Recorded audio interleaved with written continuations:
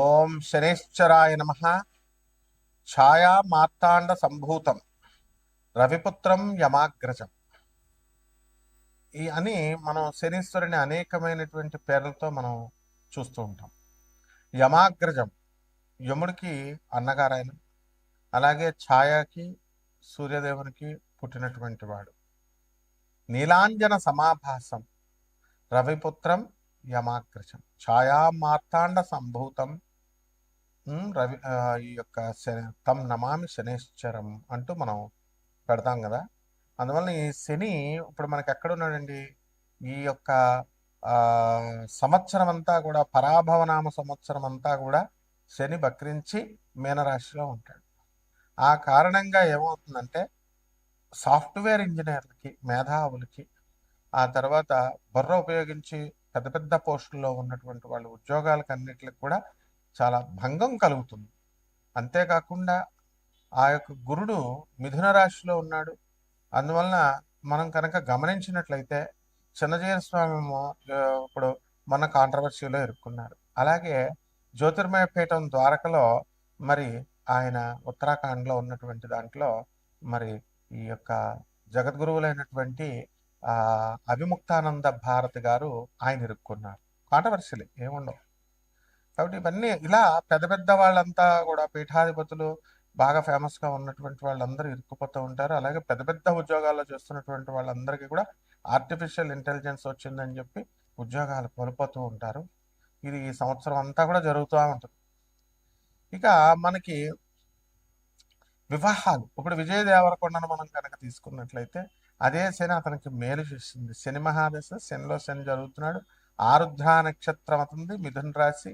మరి రష్మిక మదన్నది ఏంటంటే మరి స్వాతి నక్షత్రం తులారాశిది. మరి వీరిద్దరికి కూడా వివాహం చేసింది. మన వాడికి రవి, శుక్ర, తర్వాత గురు గ్రహాలు ఇద్దరు కూడా కలిసి రాహుతో కలిసి ఉండడం వల్ల, ముఖ్యంగా మిగతా గ్రహాలను వదిలేసేయండి, శుక్ర గురు గ్రహాలు ఇద్దరు కూడా కలిసి ఉండడం వల్ల మనకి శని దృష్టి ఉండడం వల్ల మనకి ఇతనికి వివాహం జరిగింది, మంచిగా ఇదైంది. మరి ఆ విధంగా ఈ యొక్క శనీశ్వరుడు అందరికీ కూడా ఈ ఐరన్ బిజినెస్ ఉన్నటువంటి వాళ్ళకి, సినీ రంగంలో ఉన్నటువంటి వాళ్ళకి, రాజకీయ రంగంలో ఉన్నటువంటి వాళ్ళకి మేలు చేశారు. ఇప్పుడు మనం కనుక కవిత గారిని తీసుకుంటే మరి జాగృతి బీఆర్ఎస్ కవిత, కేసీఆర్ గారి అమ్మాయి, క్లీన్ షీట్ వచ్చింది టెక్నికల్ ఇష్యూస్లో. ఆ లెక్కర్ స్కామ్లో ఆమె నిర్దోషి అని ప్రకటించడం జరిగింది. శని మహర్దశలు శని దృష్టిలో ఉండడం వల్ల. కాబట్టి శనీశ్వరుడు కేవలం మనకి హాని చేస్తాడు అనేటటువంటి భయం అవసరం లేదు. కాబట్టి ఈ విధంగా మనము పూర్వజన్మంలో మనం చేసినటువంటి పాపాల కారణంగా గురు దోషణలు, దైవ దోషణలు, అనాథలకి, వికలాంగులకి, సాధువులకి, మరి పేదవారికి మనం సహాయం చేయకుండా మూర్ఖంగా వెళ్ళిపోవడము, ఇలాంటివన్నీ చేయడం వల్ల, పాపాలు చేయడం వల్ల ఈ శని తన యొక్క డ్యూటీ తాను చేస్తాడు. శిక్షించే వాళ్ళని శిక్షిస్తాడు, మరి మెచ్చుకునేటటువంటి వాళ్ళని మెచ్చుకుని ఇవన్నీ ఇస్తాడు. మళ్ళీ మీరు గమనించినట్లయితే ఈ యొక్క పోతులూరు వీరబ్రహ్మేంద్ర స్వామి వారి బనగానపల్లి మఠం, వీరబ్రహ్మేంద్ర మఠానికి వాళ్ళ ఎప్పటి నుంచో ఎన్నో సంవత్సరాలుగా ఆగిపోయింది. మరి ఈరోజు ప్రతాపరుద్ర అతన్ని, వాళ్ళ అమ్మాయి పెద్ద అతన్ని పీఠాధిపతిగా చేశారు. అంటే అపరిష్కృతంగా ఉన్నటువంటి పనులన్నీ కూడా పరిష్కృతమైపోయి ముందుకు తీసుకెళ్తా ఉంటాడు. ఏ ఏ రాశుల వారికి, ద్వాదశ రాశుల వారికి, మనకి ఏ రాశుల వారికి శని అనుకూలంగా ఉంటాడో ఆ యొక్క రాశులన్నీ కూడా ముందుకెళ్తాయి. ఏవైతే అనుకూలంగా లేవో వాళ్ళకి మరి దెబ్బతీస్తూ ఉంటాడు. అంతేకాకుండా ఇప్పుడు పంచగ్రహ కూటమి నడుస్తుంది. రాహువు, రవి, కుజ, బుధ, శుక్ర గ్రహాలు నడుస్తున్నాయి. కేతు సింహరాశిలో ఉన్నాడు.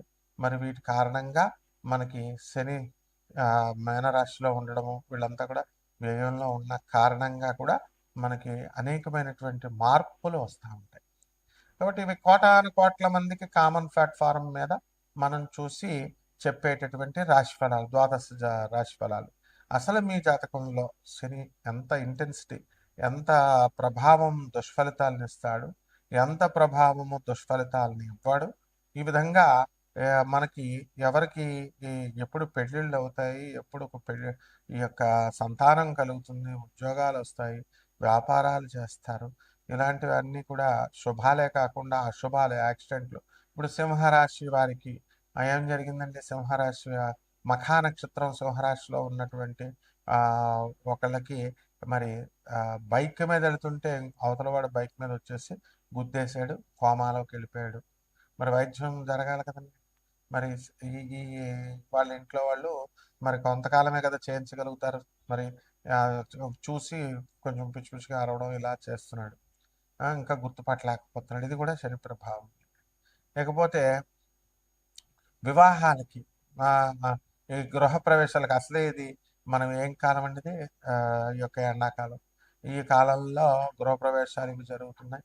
ఇవి చూద్దామని చెప్పేసి మనం మన వాళ్ళంతా బంధువులు అక్కగారింటికి ఓ తమ్ముడు వెళ్ళాడు.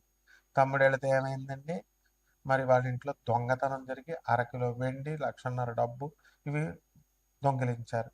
కేసు పెడదామని పోలీస్ స్టేషన్కి వెళ్తే ఎస్ఐ పొద్దున్న రమ్మంటాడు, సాయంత్రం రమ్మంటాడు. ఎందుకంటే వెండి రికవరీ చేయాలి, పైనుంచి క్రైమ్ రిపోర్ట్స్ అన్నీ కూడా చూపించుకోవాలి. ఏసీపీ డీసీపీ కాన్ఫరెన్సుల్లో, సిపి కాన్ఫరెన్సుల్లో చూపించాలి ఇవన్నీ కూడా. సో ప్రెజర్ ఉంటుందని ఈ విధంగా కేసు తీసుకోవట్లే. అయితే ఈ విధంగా ఇవన్నీ ఎందుకు, బంగారం రేటు పెరుగుతుందని యూట్యూబ్లో పండితులంతా కూడా మరి దొంగ భూములు చూపించి 5 లక్షలు అయిపోతుంది అని చెప్తే కొన్నారు. మొన్న ఇటీవల వైజాగ్లో బంగారం కోసం ఎక్కువ రేటు పెరిగింది కాబట్టి ఆ బంగారం కొనడం కోసం పీక కోసేసాడు. చూశారు కదా మీరు. దొంగతనాలు జరుగుతున్నాయి, దోపిడీలు జరుగుతున్నాయి. కాబట్టి బంగారం కొనొద్దు ఎవరు కూడా.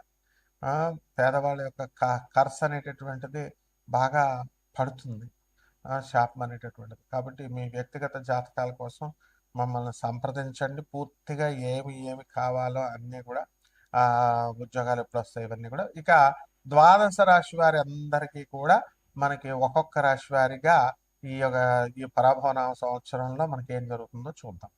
కన్యారాశి. ఈ కన్యారాశి వారికి అందరికీ కూడా అద్భుతాలు జరగబోతున్నాయి. అసలు చంద్రగ్రహణం వచ్చిన తర్వాత మార్చి 3, 2026 సంవత్సరం దాటిన తర్వాత మిమ్మల్ని పట్టుకునే వాళ్ళు లేరు. ఇకపోతే పరాభవనామ సంవత్సరం అద్భుతాలు చేస్తారు. మరి ఈ యొక్క గురుడు మరి మీకు చక్కగా ఎక్కడికి వస్తున్నాడు, కర్కాటక రాశిలో 2 జూన్ 2026 సంవత్సరం నుంచి వస్తున్నాడు. దాని ద్వారా లాభ గురుడు మీకు అనేకమైనటువంటి ఫలితాలు ఇచ్చేస్తూ ఉంటాడు. డిసెంబర్ 1, 2026 సంవత్సరం తర్వాత కేతువు కూడా తోడవుతాడు. విదేశాల్లో ఉండేటటువంటి వాళ్ళందరికీ కూడా మీకు ఉద్యోగాలు దొరకడం లభిస్తాయి. ఆల్రెడీ పాపం పెద్ద పెద్ద సీనియర్ పొజిషన్స్లో ఉన్నటువంటి వాళ్ళందరికీ కూడా వాళ్ళకి ఆ ఉద్యోగాలు అనేటటువంటివి మీకు జాగ్రత్తగా చేసుకోవాలి. ఉద్యోగాలు పోయినాయండి ఆర్టిఫిషియల్ ఇంటెలిజెన్స్ వల్ల అని బాధపడుతున్నటువంటి వాళ్ళందరూ కూడా ఏం బాధపడద్దు. బ్రహ్మాండంగా మీరు ముందుకు వెళ్ళిపోతారు. జాగ్రత్తగా చేసుకోండి. వర్క్ పర్మిట్ల మీద వెళ్ళినటువంటి స్టూడెంట్స్ మనం చూసాం. బంగారం 55 మిలియన్ల బంగారం అంట. డబ్బు విలువ ఉన్నటువంటిది మరి 55 కోట్లే, సంథింగ్ లైక్ 55 కోట్లు. కాబట్టి అంత వాడు తీరా చూస్తే వయసు 23 సంవత్సరాలు భారతీయ కుర్రాడే. మరి ట్రంప్ ఊరుకుంటాడు? ఎలాంటి పనులు చేస్తే వీళ్ళు చదువుకుంటారంటే బంగారం దొంగతనాలు చేస్తున్నాడు వాడు. కాబట్టి ఈ బంగారంతో వచ్చిన గొడవ ఈ సంవత్సరం అంతా కూడా. బంగారాలు అస్సలు కొనొద్దు మీరు ఎవరు కూడా. ఈ సంవత్సరం బాగుండలేదు.